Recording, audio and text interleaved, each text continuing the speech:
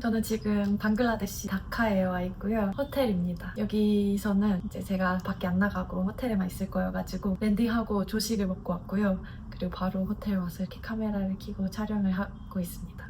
오늘은 제가 외항사 승무원 이력서 CV 작성을 어떻게 하는지, 그리고 제가 에미레이트, 플라이너스, 플라이두바이, 카타르 이렇게 인비테이션을 받을 수 있었던 방법에 대해서 그 CV 작성 꿀팁을 알려드리려고 해요.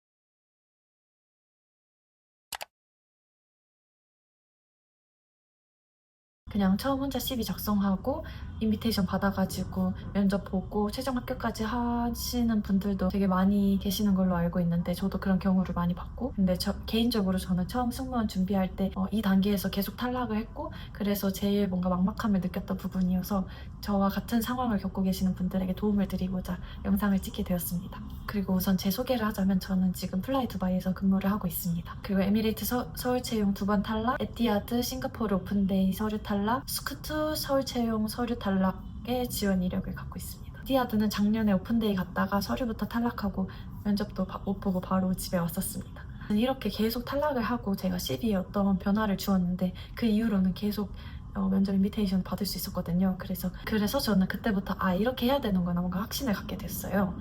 본론부터 이야기하자면 CV에 넣는 키워드가 핵심입니다. 외항사 승무원은 지원자가 너무너무 많기 때문에 처음 서류부터 사람이 하나하나 다 이걸 읽어보고 판단하지 않아요. 예를 들어서 에미레이트는 하루 평균 약 1000명 정도가 지원을 한다고 해요. 이 단계에서는 사람이 아니라 뭔지 정확히 모르겠지만 그 필터링 시스템이 있다고 해요. 그래서 이 시스템이 이력서에 있는 키워드를 추려내서 누구한테 면접 보러 오라는 인비테이션을 보낼지 추려낸다고 합니다. 그래서 항공사에서 좋아하는 키워드를 CV에 넣으면 인비를 받을 확률이 올라가는 거죠. 우선 제가 고친 걸 요약해서 말씀드리면, 저는 다이닝 서비스 어소시에이트라고 썼던 것을 레스토랑 서버라고 바꿨고, 마지막에 스킬스 해가지고 동그라미 5개 중에 뭐 3개 이런 식으로 제가 가진 능력 채점해 놓은 그런 칸이 있었는데 그걸 뺐습니다. 그리고 그걸 빼서 생긴 공간을, 원래는 업무 설명을 각 경력마다 한두 줄씩만 적었었는데 이 공간을 활용해서 업무 경력을 좀 더 자세하게 3-4줄 정도 길게 추가를 했습니다. 이게 제가 수정한 것들이고요. 그리고 그 사이에 제가 인천공항 지상직으로 취업을 해서 지상직 경력을 추가했는데, 이 에어포트 그라운드 스태프 이런 키워드도 인비를 받는 데 도움이 되었던 것 같아요. 좀 더 자세히 보여드리자면, 제가 에미레이트를 제출하고 서류 탈락했던 이력서인데요.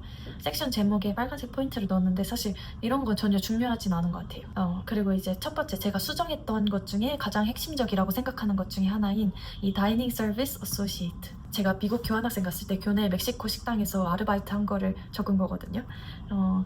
이때는 그냥 웨이트리스, 레스토랑 서버 이렇게 쓰는 것보다 약간 다이닝 서비스 어소시에이트 이런 식으로 쓰는 게 더 멋있어 보인다고 생각을 했거든요. 그리고 챗GPT한테도 물어봐서 좀 더 멋스러워 보이는 걸로 추천해줘 해가지고 그거를 적었던 거였는데, 계속 탈락을 하고 보니까 이 타이틀이 굉장히 모호하다는 생각이 들었어요. 그리고 승무원이 하는 일 중에 가장 비중을 많이 차지하는 게 이제 기내식 서비스잖아요. 그게 가장 메인 업무잖아요. 그래서 그거와 비슷한 키워드인 레스토랑 서버, 웨이트리스 이런 직관적인 키워드를 넣으면 좋겠다고 생각을 해서 바꿨습니다. 그리고 두 번째, 맨 밑에 있는 스킬들을 삭제했습니다. 영어는 이미 외항사 지원하기 위한 필수 조건이고, 한국어는 내가 당연히 한국인이니까 할 수 있는 거고, 몽골어는 너무 기초만 할 수 있어서 별로 의미가 없다고 생각을 했어요. 그리고 에미레이트가 몽골을 취향하지도 않고요. 이런 고객 서비스 그리고 문화적 이해 이런 스킬도 어차피 증명도 못하는 모호한 것들이기 때문에, 그런 건 경력 설명에서 실제 사례로 내가 컬처럴 어웨어니스가 높은 사람이다라는 것을 느끼게 해주는 게 낫겠다 생각해서 지웠습니다. 그리고 마지막 세 번째로, 삭제를 해서 생긴 그 공간을 활용해서 경력마다 한두 줄만 썼던 그 업무 설명을 좀 더 길게 추가해서 적어주었습니다. 정확히 내가 무슨 일을 했고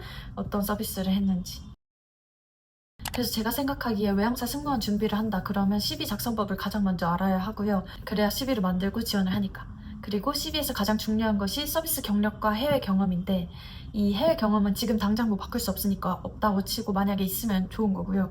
없으면 없다고 치고, 서비스 경력과 영어 실력이 준비되어 있어야 좋은 CV를 완성을 할 수 있습니다. 서비스 경력은 사실 제가 최종 합격한 분들 중에서도 올리브영에서 일하다 오신 분들도 되게 많이 봤고, 간호사 일, 지상직 아니면 그냥 일반 회사 다니다가 온 사람들도 많이 있었고, 프리랜서로 통번역 하다가 오신 분들도 있었거든요. 그냥 아르바이트 하다가 온 분들도 꽤나 많았습니다. 그래서 그냥 자기가 그걸 어떻게 풀어내느냐가 중요한 것 같고, 이제 사람을 잘 대할 수 있다는 걸 증명할 수 있는 그런 서비스 경력이면 좋은 것 같고, 특히나 승무원이 하는 일과 직접적으로 연관된 그런 일이라면 더 좋은 것 같아요. 웨이트리스나 이런 거는 진짜 그 기내식 서빙처럼 서빙하는 그런 일이니까. 그런 식으로 해서 자신의 서비스 경력과 또 영어도 어느 정도 할 수 있다는 것을 증명할 수 있는 그런 CV를 만들 수 있도록 준비를 해 나가시면 좋을 것 같습니다.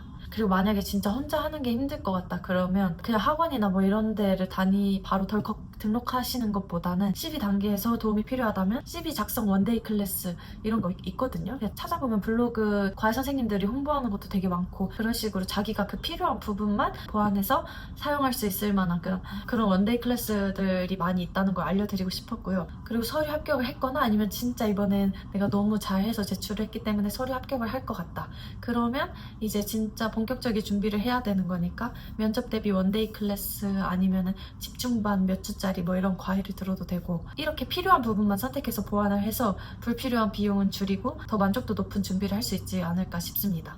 네, 이렇게 얘기를 해봤는데요. 막막하게 느껴질 수 있을 것 같은데 그 마음 정말 이해합니다. 개인적으로 CV가 정말 중요하다고 생각하는데 일단 면접도 CV에 붙어야 보는 거고 안 그러면 그냥 CV 필요 없는 오픈데이 가려면 또 비행기값, 숙소값 이런 거 다 내야 되잖아요.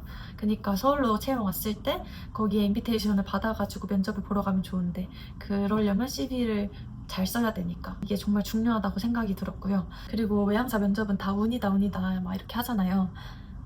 어떻게 흘러갈지도 모르고 몇 달간 걸쳐서 이렇게 심사숙고해서 보는 한국이랑은 다르게 그냥 하루 동안 서바이벌 형식으로 막 우르르 떨어뜨리고 막 이런 면접이 대부분이니까 이게 운이든 실력이든 어쨌든 면접을 봐야 합격을 할지 말지 알 수가 있는 거잖아요. 일단 면접장에 가면 내 모습을 보여줄 수 있는 거니까 이 CV 작성법을 잘 몰라서 인비테이션도 못 받고 리젝되고 이런 분들께 약간의 길잡이 영상이 되었으면 좋겠고요.